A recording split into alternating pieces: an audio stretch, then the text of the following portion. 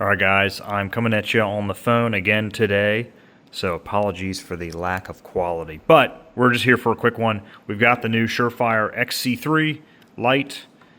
This thing is pretty nice, newer to the market. It's got that like almost rubber anodized aluminum type of feel, but pretty heavy duty.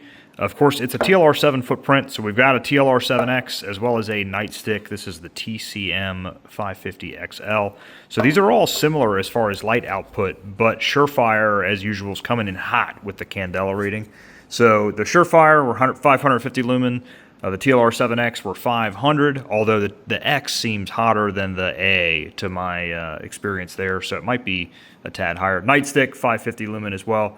Candela, though, the TLR-7 were at 5,000, Nightstick 4612, which is random. That's just what I could find online. Surefire coming in hot at 7,200 Candela. So let's check these things out in the tack house. I'm going to look at them shining in a room, like a smaller room, probably at about 5 to 7-ish yards, and also down the hallway, probably at about 12, 15 yards there. So let's check them out. Let's see how they compare. Surefire XC3.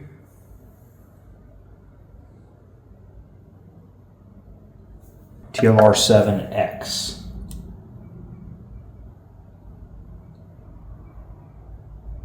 Nightstick.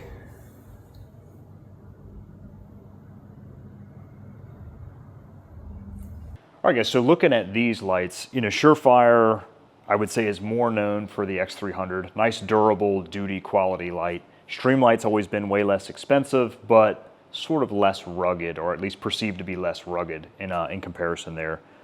This thing definitely feels really rugged, really sturdy. That anodization, whatever, is that a word? Anodization? That anodizing they do to this makes it feel really sturdy. Even sort of like the end cap on here, this thing feels extra reinforced.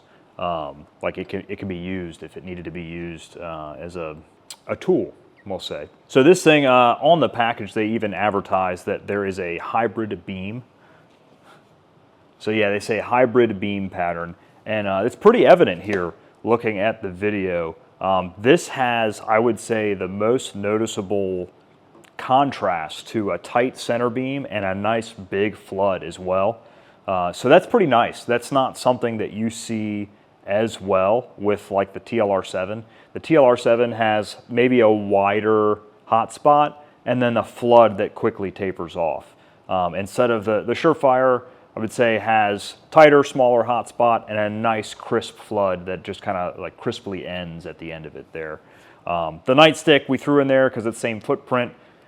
Came in a little tired in comparison. Nightstick makes great stuff though. I would say comparable to both, but obviously looking at the video here as far as light output, I mean, it's just hands down getting beat by both the TLR-7X and the Surefire XC3.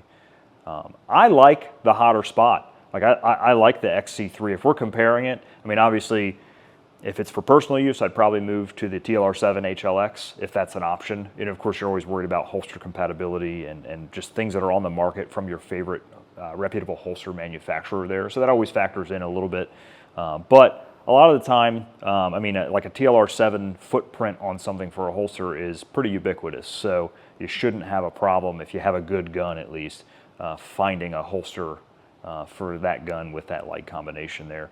But yeah, I'm liking the XC3 in comparison here.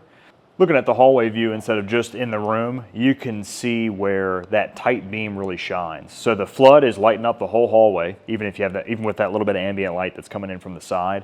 But that tight beam is still lighting up the end of the hallway where there's the target and the black wall, nice and crisp. Enough where I think that light, if you're using the light as a tool at that point too, would definitely still be effective at that distance. We go to the TLR-7. There's definitely a wider beam. Like you see that beam coming off, tapering onto the walls on the surrounding areas there. And then the flood around it's enough to light up things, but not quite as well as the flood that's on the XC3. So the flood kind of falters a little bit in comparison.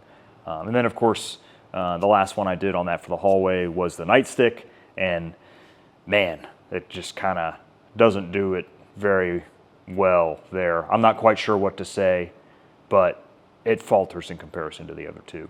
So there it is, guys. If there's any other specific tests you guys want to see with these lights, let us know and just leave it in the comments below. We'll see you in class or in store. Remember to train hard, suck less.